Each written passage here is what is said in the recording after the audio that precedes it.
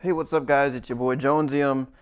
Today we're going to be installing the RR Racing tune for the IS 350 2017.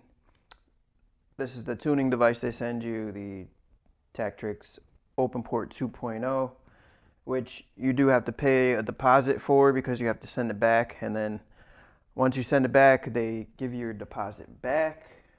And I have the carbon fiber intake, the tuned intake. Let's see, yeah. So it comes with. So what happened to me before? Let me explain.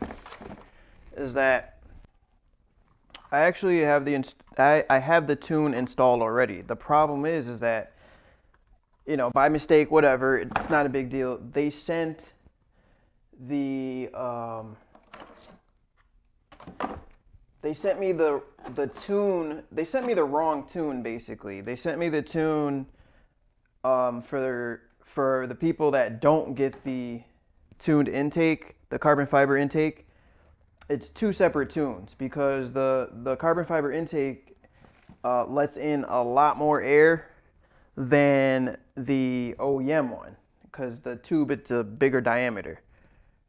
So with that being said, I ended up with check engine light because of inaccurate or something about the air fuel ratio was off, and that's because I was getting more air in than what the car was tuned for. So I was getting the check engine light. So I had to wait until they sent the tuning device back to me, and now I have the proper tune ready to get uploaded. We're gonna do that. So this is just a crankcase vent filter they give you to put on. So we're just gonna install the intake really quick and get going. So not that difficult, guys. All right, so we are going to take the engine cover off like that. Put that to the side, it just pops off. So what we have to do is we have to let's see if you can see this. Yeah. See, let me adjust the camera. No, you guys can see pretty good. We have to take this hose clamp off. We actually have to reuse this to clamp on. We actually have to reuse this clamp to attach the carbon fiber intake back to this. But the kit comes with, I think, 2 clamps, and the third clamp. No, it comes with 3 clamps, and you have to make sure you keep this clamp connected to the throttle body. So first thing I like to do is disconnect the mass airflow sensor and kind of pop it out. Where's my I actually need my here we go, my needle nose pliers. I need my needle nose pliers because we're gonna pop this out of here so that we don't damage the mass airflow sensor in any way. So pop that out of there, and we have to loosen up we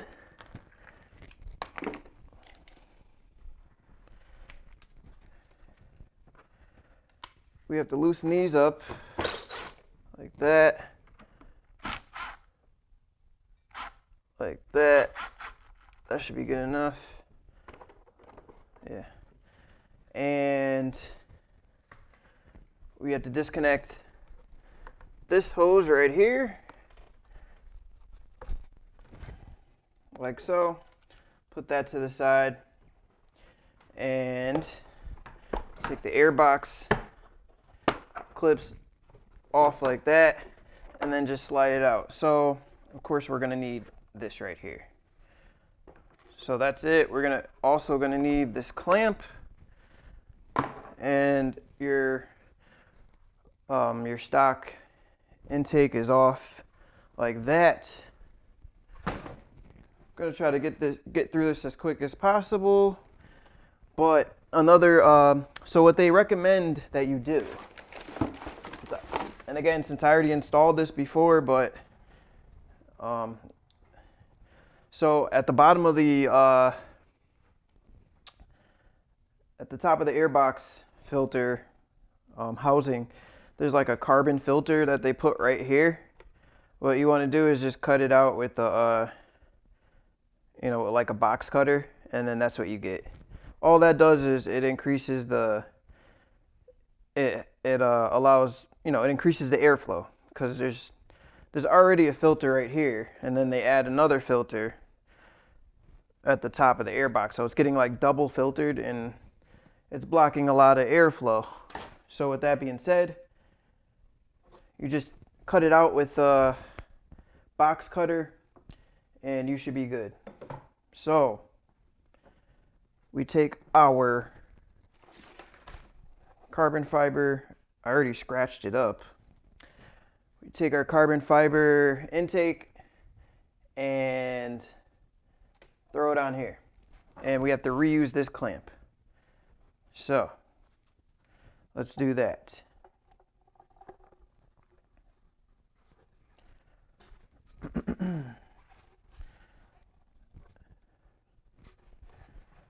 Dun, dun, dun, dun. Try to slide this on here. You know what? Actually, what I did last time was I had to do this separately. Of course, you want to make sure the elbow is, the elbow is pointed towards the airbox. And then we kind of just want to put it on here. You kind of have to put your hand in the middle to get it stretched out enough to where you can actually put it over the housing here. So again, like I said, it's a pretty tight fit, so you kind of have to maneuver it a bit, but once you get it on there, it's not coming off. So you got it up there nice and snug, everything's good. So what I'm going to do is just tighten it up temporarily. So when I'm probably not going to have to adjust it on that end because I installed it before, so kind of know. Just make sure that the clamp is actually around the metal part, the throttle body, because otherwise you're not clamping it down to anything. Right? So just clamp it down like that. And let's see. All right, so now we take our carbon fiber intake, and of course you probably want to have the logo facing out so you could see it. So it doesn't really matter actually. Let me see. I'll just put that on after. But this part we're not gonna clamp down yet, because this part you kind of do have to do a little bit of adjusting. And where's the other clamp here? So we got a couple other clamps. Alrighty.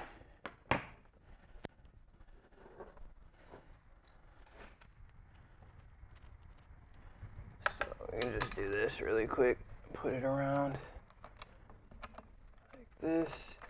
Just put it on there temporarily. Not going to tighten it down. Just enough to get it up there. And the other rubber piece is right here. So the bigger diameter hose, the bigger diameter clip is going to go, or hose clamp is going to go around this side. So you can either put it on after or before, it doesn't matter, because they come apart. So we just slide this on for now.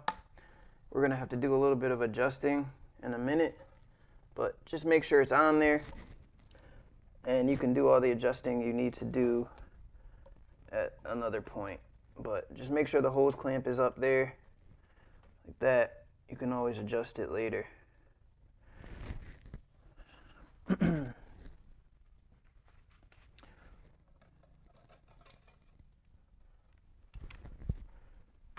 Like this. All right.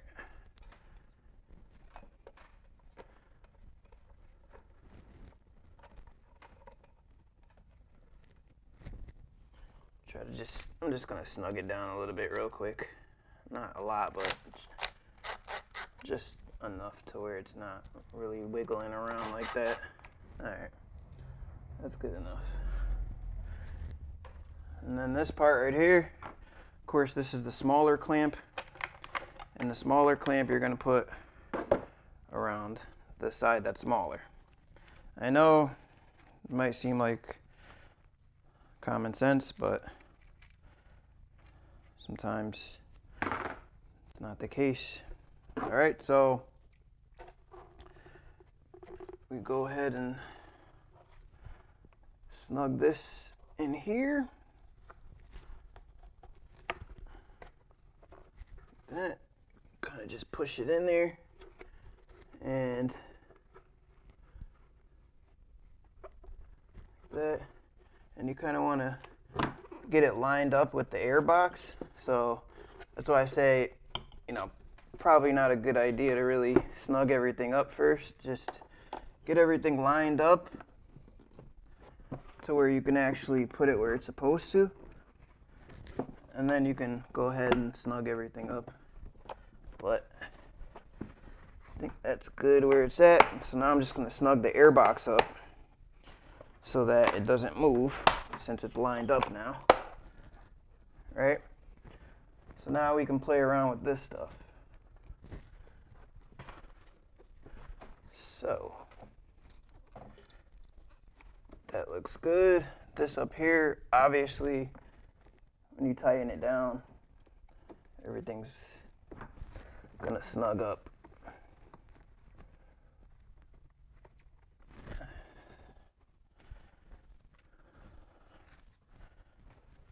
So let's see if we can snug this up.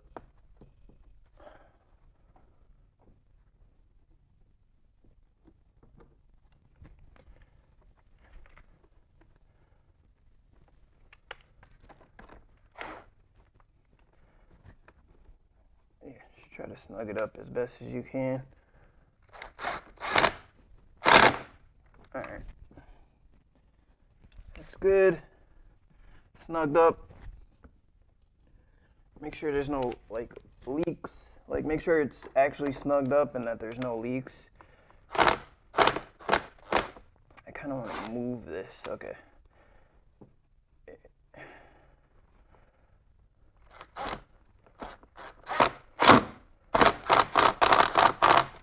I like power tools. That's my thing. Okay, so make sure there's no leaks or anything like that. Seal this one up too.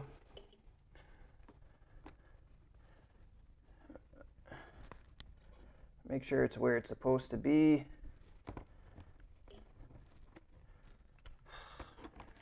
It's like really kind of hard to maneuver it on this rubber, which is the whole point. All right. So let's snug this up. Nice and snug here. Make sure there's no, no leaks. Make sure it's, flat around the whole thing, which it is. If you look, just make sure there's no leaks. Make sure it's nice and tight around the filter or the tube, and we should be good. So now, take our final clamp and throw it on here. All right, guys, now for this second part with the crankcase filter. So I kind of didn't record it by accident, but the adapter comes with the kit. So the fat side goes into the hose that we disconnected earlier, and the skinny side goes into the filter. So pretty much the trick to getting this in this hose, because it's a really tight fit. So what I did was I just put a little bit of oil around the end here, and then it just slides right in. Okay, so otherwise you're going to be fighting. I did it the first time like an idiot. I wasn't really thinking, and I was just trying to force it in there, which I ended up doing it, but it took a really long time. But I was thinking, okay, how about I just put some oil around there, since that's the oil's going through this filter. The oil is actually kind of going up in here anyway. But yeah, in any event, just put some oil around the edge here, and just slide it in. And as far as this goes, the filter should slide right on, and then it has a hose clamp. And you know, we know what to do with hose clamps. We just tighten them down. So just tighten it down like this, as you know, just whatever. Alrighty, so tighten it down, tighten it down. We're good. You don't need to tighten it like crazy. Alright, so now we just put it back where we found it. Focus in like that. So we just put it back where we found it, which was right here. And just make sure you take the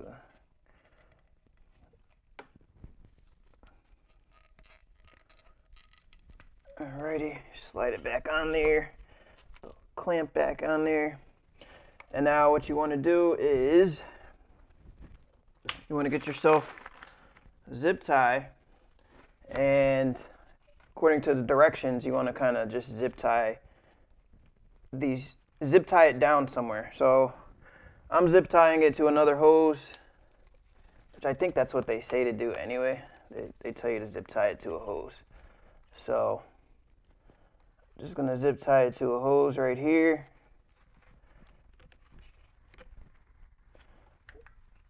And like so.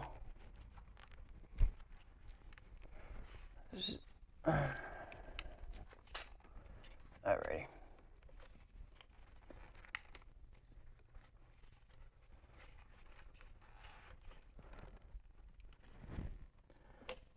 Alright, just zip tie it like that. And I'm just gonna put another one on here just because.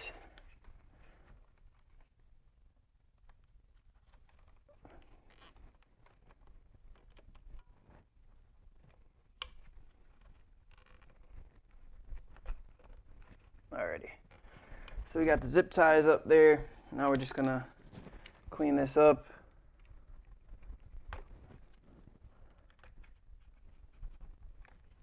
Let me make sure this is tight. Alright, that's good. Clean that up.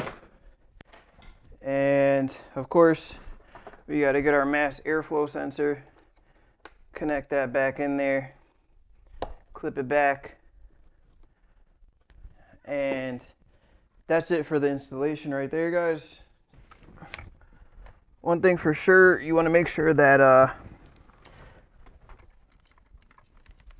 your battery, I'm going to close this really quick.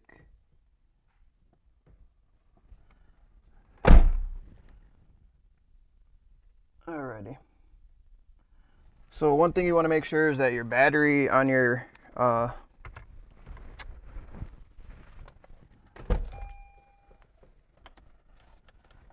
you want to make sure the battery on your car is charged up, right? And all right, we're connected now. Detecting system, connecting. Okay. So when you get the tuning software, they send you the files in a Dropbox. First you have to read your ECU, then you send it to them, all via internet. And then when you're ready to upload the tune, you just go back in, instead of pressing read, you write. Okay, after we confirm the tune is ready, alrighty. After we confirm the tune is ready, please select the right option. Okay. So everything's ready. What I like to do is just select identify, just as a precaution. And also you want to make sure you turn all your electronics and anything else you might have on. If you have the air on, you want to turn the air off. And I also like to turn the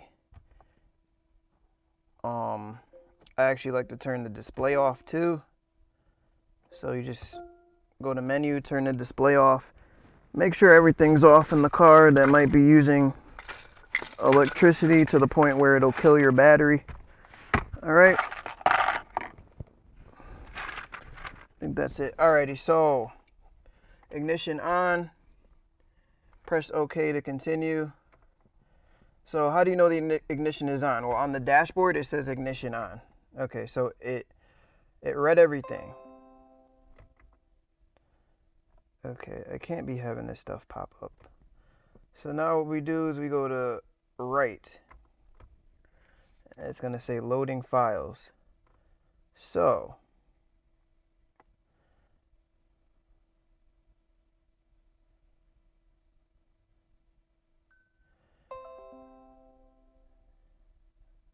this is the one right here.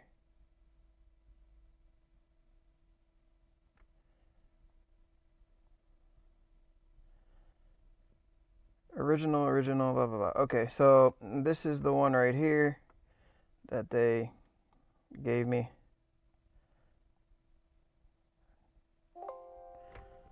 So ignition on, press OK. Switch ignition off, press OK. Turn the ignition back on, press OK. Please turn ignition on. Turn ignition off.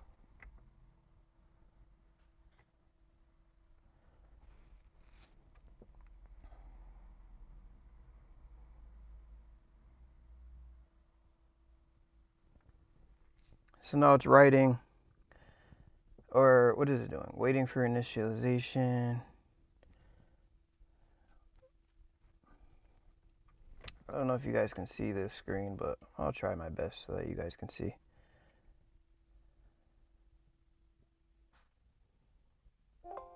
Oh yeah, and also make sure you turn your headlights and stuff off too. So turn the ignition on, like that. You can double check by looking on the dashboard. It should say ignition on. And now it's writing to the ECU. Again, make sure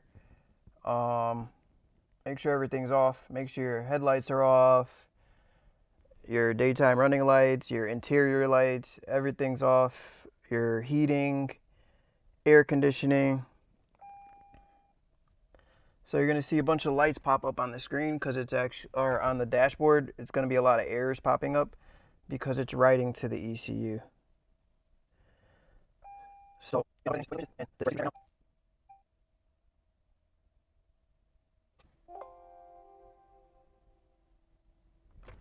press ignition off. Wait 15 seconds before checking vehicle status. So, okay. So the write was successful. And now we're going to disconnect, start the car up.